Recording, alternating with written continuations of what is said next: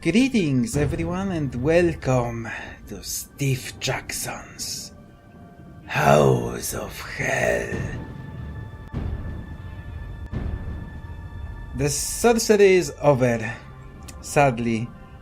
After I think 87 episodes, which started February 27, 2016, we are done with sorcery. Steve Jackson's sorcery. And we're gonna jump in House of Hell instead now. What is House of Hell? Well, if you remember, sorcery was a book, a physical book, like single player book, which you read, you do your choices and you get referred to different sites and you continue your story based on your choices. So House of Hell is one of books, but this one is called Fighting Fantasy, and Fighting Fantasy is a series of books which each I believe happens in different universe. There's a bit different story, but I think it's more like fighting focused, so you actually can, I think you're supposed to roll dice to get your character stats, and I think this is the biggest change. And I don't believe it plays the same way as the Sorcery played, because Sorcery was made by Ink Studios, I believe.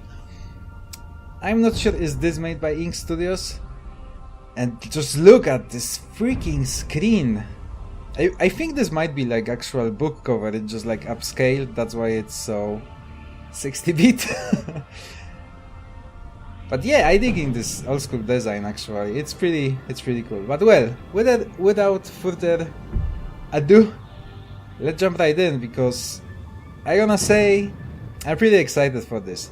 I have 5 games in total, which is Fighting Fantasy books, digital version of them, and I actually had problem to pick one. I thought I won't go with House of Hell, even though that would be nicer, more around like Halloween. But who knows, I hope maybe it will be interesting and long enough so we get to Halloween by playing it. There is also like game. The other teams are, one is like I think superhero based, space-like based. One which is very much like fantasy, I think a bit like sorcery, and one which is a bit like, I think also fantasy but more in the winter theme. So yeah, we're gonna start with House of Hell. I think I mumbled why. I always talk a lot in the fucking first episode of each series, so I'm sorry. Let's jump in. Oh, I believe this is the cover. Oh my god, that looks evil! Click. Oh, it might be actual book-like experience. House of Hell is a fighting fantasy game book, an interactive adventure in which you are the hero. You can only win through by choosing the correct path, finding equipment, avoiding traps and surviving combat. House of Hell is a little different from other fighting fantasy adventures.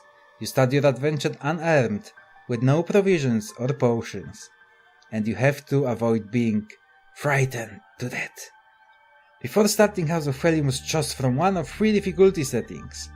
This gamebook has been designed for optimum challenge on hardcore and medium difficulty modes. For the newcomers, the Fighting Fantasy will recommend medium or free road modes. Okay, so what mode? Oh wait! I didn't want it to pick hardcore. Wait, no. Shit. How do I guess we're playing on hardcore mode. Fuck, I hope at the other difficulty let me like go back and that would be actually better. God damn it. Okay, screw it, let's play on hardcore. I just gonna replay if I had to. Before embarking on your adventure, you must first determine your own strengths and weaknesses, to see how brave, lucky and resourceful you are. You must use dice to determine your initial skill, stamina and luck scores. Your skill score reflects your general fighting expertise. The higher the better. Your starting skill determined by rolling a single die and adding 6 to that number. Roll for your first starting skill. You begin House of Hell with no weapons, so you start off the adventure with 3 deducted from your initial skill. You roll 2 plus a base of 6, meaning your skill is 8. Oh shit, I don't think this is very good. God damn it. Your stamina score reflects your general constitution, your will to survive, your determination and courage. The higher your stamina score, the longer you will be able to survive. Okay, we roll 2 dice and add 12 to that number. Shit, I don't think this is very much too. Now my luck. Your luck score indicates how naturally lucky person you are, and evil are facts of life in the devilish domain you are about to explore. Your starting luck is determined by rolling 1 die and adding 6 to that number. I think that's pretty good actually. Now, the fear. I believe fear is stat which is specific for House of Hell game, as well as surviving your adventure by ensuring that your stamina never drops to 0. In House of Hell you must also avoid being frightened to death. Roll 1 die and add 6 to determine your fear. This total will give you the maximum fear score you can bear. Your fear score is the number of points you can take before being frightened to death. Okay, this is important. Please be good. Fuck, that's not good. We have only 8. Oh my god. Let's jump right in. The rain spatters the windscreen relentlessly. You can see no more than a watery gloom as you strain forward over the steering wheel to see the road ahead. Although the wipers flap valiantly, they are fighting a losing battle as the rain drives harder and harder. Your foot eases off the accelerator. The headlights struggle to light up the road. Damn! You curse the white-haired old man who sent you off along the bumpy track. Probably he meant the second turning on the left, or even a right turning, the old fool. Perhaps this is his idea of a joke. After all, didn't you notice a mischievous gleam in his eye? Something vaguely sinister? But what sort of nonsense is this? So you take in the wrong turn and get caught in a downpour in the night. The rain will ease off soon. It can't possibly keep up this deluge for long, and then you'll be able to... Watch out! You spin the wheel frantically to the left to avoid the figure who from nowhere shows up in the headlights. The car bumps and jolts as it bounces over the rocky roadside and thumps into a ditch. You collect your thoughts. You are unhurt, but shaken. Then you remember what has happened. The body. You must have hit the figure that appeared. There was no way you could have avoided him. You spring out the car, praying that he is still alive. Your clothes soak up the rain as you hobble back to the road. In the darkness, it is difficult to see anything, but there is no sign of a body. You consider the situation. Are you certain that it was a someone and not a trick of the light? Yes. You can remember the arms held up in the fright as the car collided, and the look of the anguish on his face. His face. There was something familiar about that face. A man you recognize, an old man, with white hair. Your haired lips. No. Impossible! With a shiver of fear you race back to the car, jump inside, force the key into the ignition and twist it violently. The starter coughs, splatters and dies. You hit the key again, but this time a single shudder is all the engine can manage. You grasp the wheel with your hands and shake it desperately as it to force some life into the car, but the battery is dead. Your car is certainly not budging from the ditch tonight. Your situation is hopeless, but now the plight of your car is paramount. Where can you get help?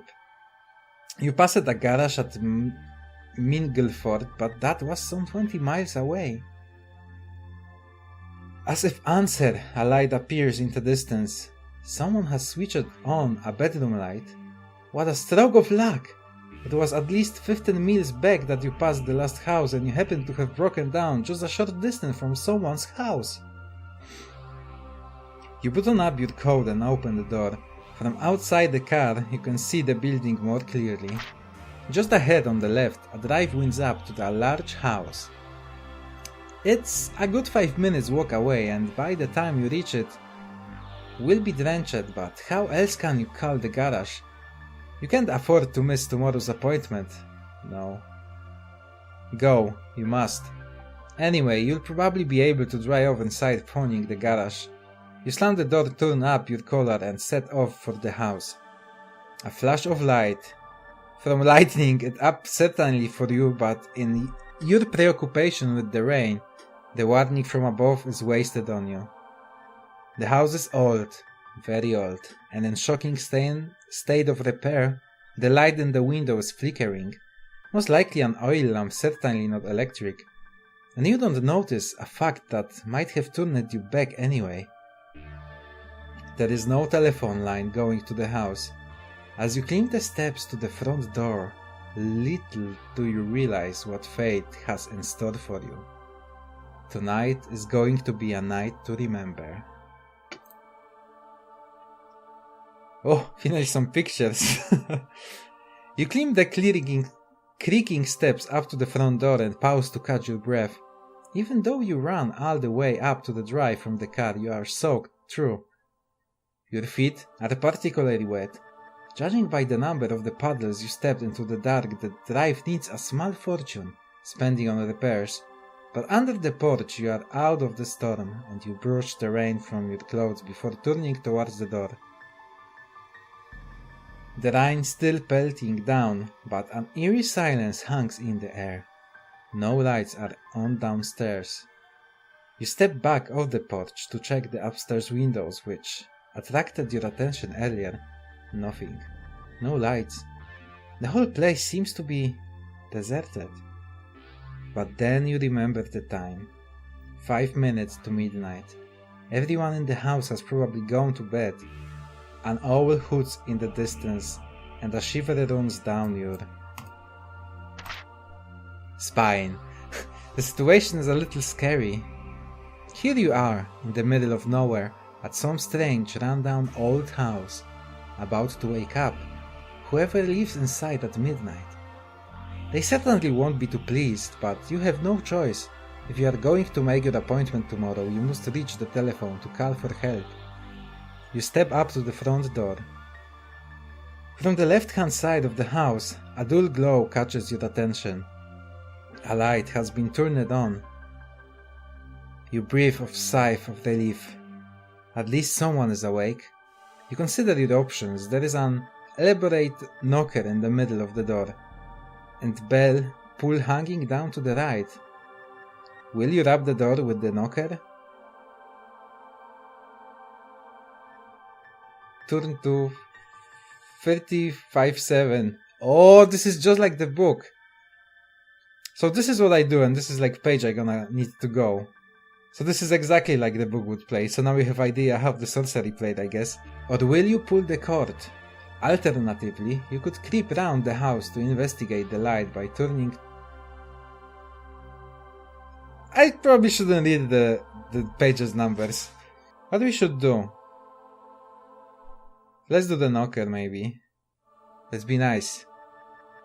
I probably should mention another reason I pick it up, because I seen Yogscast playing actual book version of this game on stream. So that was like one of the reasons I thought that might be nice to start. So I have vaguely remember how it goes, but they didn't get that far much into the book. And my memory is not that good to remember what would be a right choice. So yeah, that being said, let's wrap the door with the knocker. A few moments later, the door handle turns slowly, and the door opens. Standing in the doorway is a tall man dressed in a dark suit with tails. His long face is solemn. Yes? He asks indignantly. You smile nervously and explain your situation.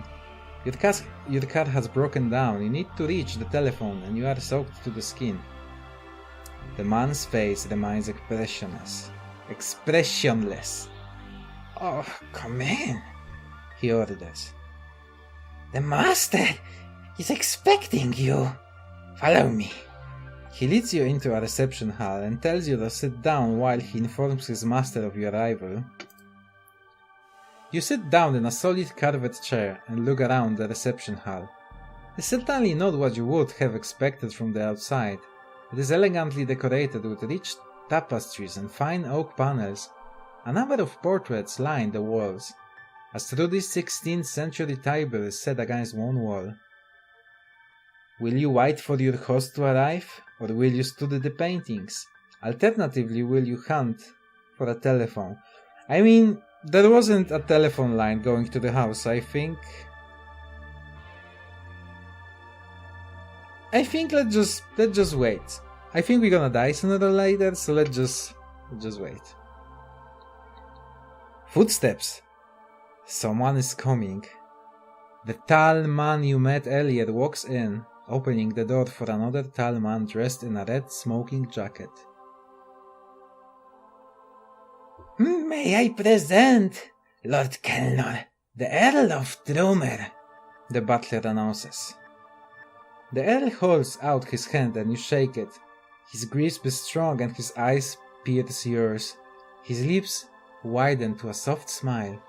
You begin to tell him of your predicament, but he holds up his hand.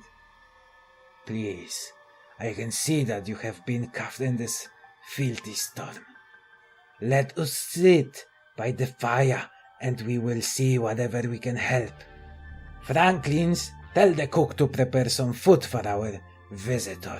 You protest that you do not wish to be any trouble, but your host ignores you and leads you into a drawing room, where a fire is burning. You take off your coat and sit down. The heat of the fire makes you feel comfortable once more. Franklin's return with 2 glasses of brandy. Will you relax, drink the brandy and ask if you can use the telephone? Or will you wait to see what he asks you by turning to 111? Okay, I think we are at the point where I could speed this episode. Man, I know there is not much any graphics, it's just a book. I don't know with this music in the background won't be annoying at some point. You need to let me know, guys, because I'm quite into it. I digging this atmosphere. So I'm quite excited to continue playing this. But let me know what you think about this. I don't think it will be better than Sorcery, but it could be more interesting, I hope. We shall see. For now though, I wish you have a lovely weekend, guys. As usual, let me know what you think, and I'm gonna see you with more of House of Hell next Friday. For now, farewell.